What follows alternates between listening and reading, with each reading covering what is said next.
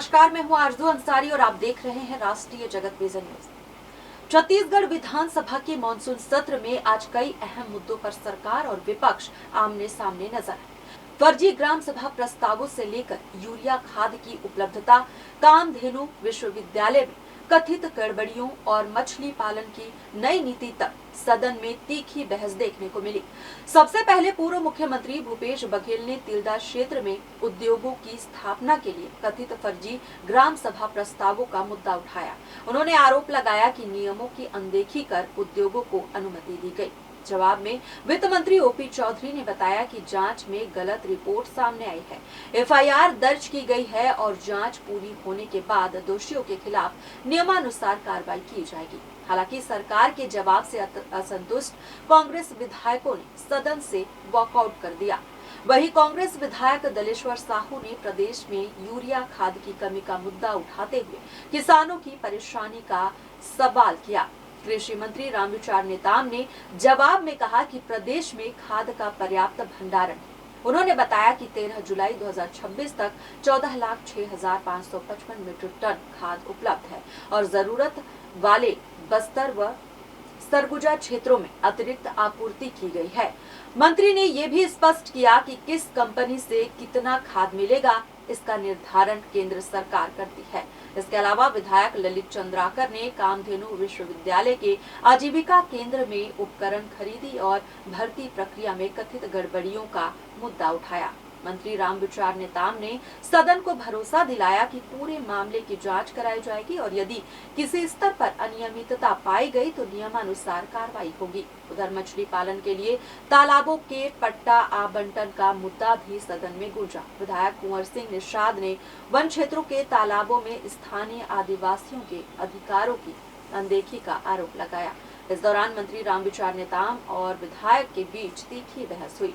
अंत में मंत्री ने सदन को आश्वस्त किया कि सरकार जल्द ही नई मत्स्य नीति लेकर आएगी, जिसमें मछुआरों और आदिवासी समुदाय के हितों को विशेष ध्यान दिया जाएगा। कुल मिलाकर मानसून सत्र के दौरान आज सदन में कई अहम मुद्दों पर सरकार से जवाब मांगा गया और विपक्ष ने विभिन्न विषयों को लेकर सरकार को घेरने की कोशिश की।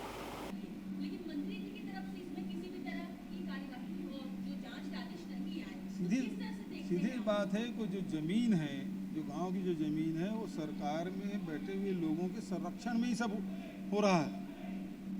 गांव की कीमती ज़मीन अपने चहेते उद्योगपतियों को सौंपने का षड्यंत्र और 2 साल से लगातार चल रहा है। साल भर से जांच कमेटी की रिपोर्ट आ गई, कार्रवाई नहीं हो रही है और अभी भी कोई कार्रवाई नहीं हो रही है।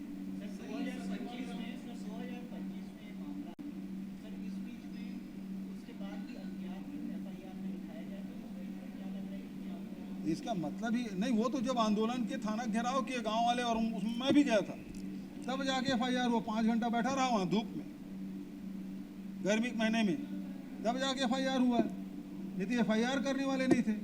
इसका मतलब भारी दबाव है सरकार में बैठे लोगों का, तभी कार्रवाई नहीं हो रही है।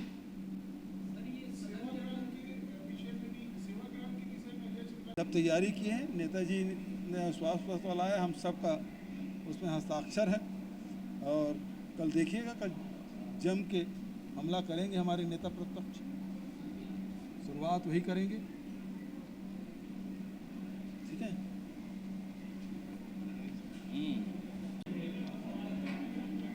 जांजगीर जिला में अभी मेरा एक सवाल था माननीय मंत्री जी से कि जितने भी विसंगति हो रहे हैं तालाब आवंटन के संबंध में, तो मंत्री जी पूरी मछुआ नीति से लेकर सारी चीज़ों को परिशिष्ट में रखें। लेकिन मेरा स्पेसिफिक उनसे प्रश्न था कि जिस हिसाब से जांजगीर जिला में केवल सरहस गांव का मामला नहीं है या उस गांव की समिति का मामला नहीं, 39 साल पुराना समिति पंजीकृत मछुआ सहकारी समिति काम कर रही है, उसको नज़रअंदाज करके स्थानीय स्तर पे एक समिति अल्पसंख्यक समुदाय की, एक समिति पिछड़ा वर्ग समुदाय की वो काम कर रही है, जबकि पंजीकृत मछुआ सोसाइटी में माध्यम से जो हमारे फॉरेन सोसाइटी के माध्यम से जो निर्देश हैं कि सबसे पहले पंजीकृत मछुआ सहकारी समिति को तालाब का आवंटन स्थानीय जितने भी नदी तालाब बांध उसका आवंटन किया जाए, लेकिन ये उसको दरकिनार करते हुए केवल अपने लोगों को उपकृत करने के लिए ऐसा काम किया। उसके संबंध में मेरा प्रश्न था, सही जवाब नहीं दे पाए। मैंने उनसे कहा कि आप कार्रवाई करेंगे क्या जब विसंगति हुई है? यदि आप कार्रवाई करेंगे तो एक समिति बनाए, उस समिति में मुझे भी शामिल करें ताकि मैं दूध का दूध और पानी का पानी कर सकूं।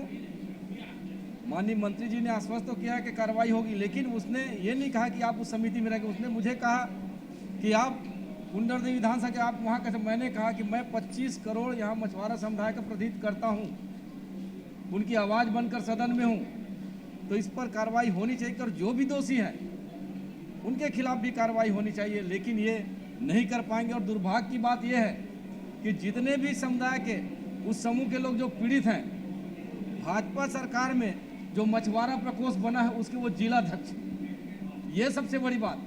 जो पीड़ित परिवार, पीड़ित मछुआरा परिवार हैं, वो भारतीय जनता पार्टी के मछुआरा प्रकोष्ठ के सदस्य हैं और आज वो पीड़ित हैं और ये बड़ी बड़ी बात करते हैं। और ये 2022 मछली नीति की संशोधन की बात करते हैं। आज इनकी सरकार को लगभग 3 साल होने वाली है। अगर संशोधन की बात करते तो करें, स्पष्ट नीति उनकी आनी चाहिए, लेकिन आज भी वो पूर्व की सरकार, माननीय भूपेश बघेल जी की सरकार, हमारी सरकार में जो बना मछुआ नीति, आज भी उसका पालन कर रहे हैं क्योंकि वो ठोस है। उस सरकार ने मछली पालन को कृषि का दर्जा दिया था। तो ऐसी बहुत से काम, ऐसी योजनाएं जो पूर्व की सरकार के बाद बनी, वो लगातार किसानों को उसका लाभ मिल रहा है, लेकिन ये सरलीकरण नहीं कर पा रहे हैं।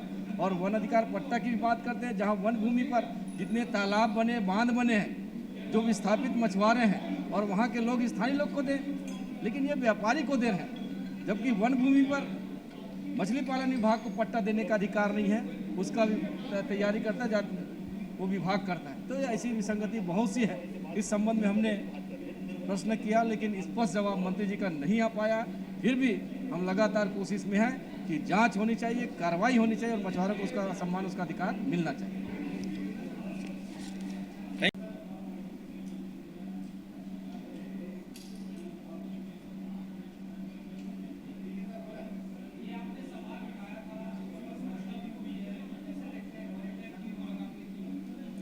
देखिए, छत्तीसगढ़ में हम सौभाग्यशाली हैं कि यहाँ पर बहुत सारे देवता धामी का यहाँ पर वास है। विशेष करके मेरे चंद्रपुर विधानसभा में चंद्रहासिनी माँ का मंदिर और माँ का वहाँ पर विशेष, वहाँ पर हम सबको आशीर्वाद मिलता है। लेकिन बड़ा दुख के साथ मुझे आज सदन में माननीय मंत्री जी को कहना पड़ा कि वहाँ चिन्हांकित तो है कि चंद्रपुर को पर्यटन स्थल घोषित करेंगे और वहाँ पर जो है माँ का वास है, लेकिन इस 2.5 साल में किसी भी प्रकार के इस अभी विष्णुदेव सरकार में 1 रुपए का काम नहीं हुआ। बल्कि हमारी सरकार जब थी उस समय तत्कालीन मुख्यमंत्री भूपेश बघेल जी ने मरीन ड्राइव तक की चंद्रपुर में कटाव मत हो महानदी में करके, और वहाँ पर कई प्रकार के खेल मैदान, पुस्तकालय वहाँ पर बनाया गया था और उसका स्वीकृति दिए थे। जैसे ही इनका सरकार आया तो बड़ा दुख के साथ कहना पड़ता है कि जो प्रशासनिक स्वीकृति हो गया था, टेंडर हो गया था, उस टेंडर को निरस्त कर दिए।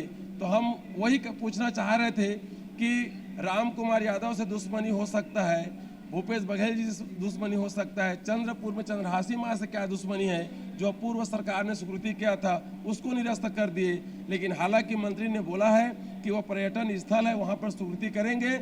हम दोबारा मांग किया था मैं कि पूर्व में जो स्वीकृति हुआ था भूपेश बघेल जी के द्वारा, उसको फिर रिटेंडर करेंगे क्या, ऐसा मैंने मांग किया है। और मैं आपके माध्यम से फिर कहता हूँ कि हमारे से दुश्मनी करे, चंद्रपुर में चंद्रहासिनी माँ से दुश्मनी मत करे। जो पहले से स्वीकृति है उसको भी रिटेंडर करके उसको टेंडर करें, ऐसा मैं मांग किया हूँ। फिलहाल इस खबर में बस इतना ही। देश प्रदेश की खबरों से अपडेटेड रहने के लिए हमारे चैनल को सब्सक्राइब करें और नई खबरों के नोटिफिकेशन के लिए बेल आइकन जरूर दबाएं। नमस्कार।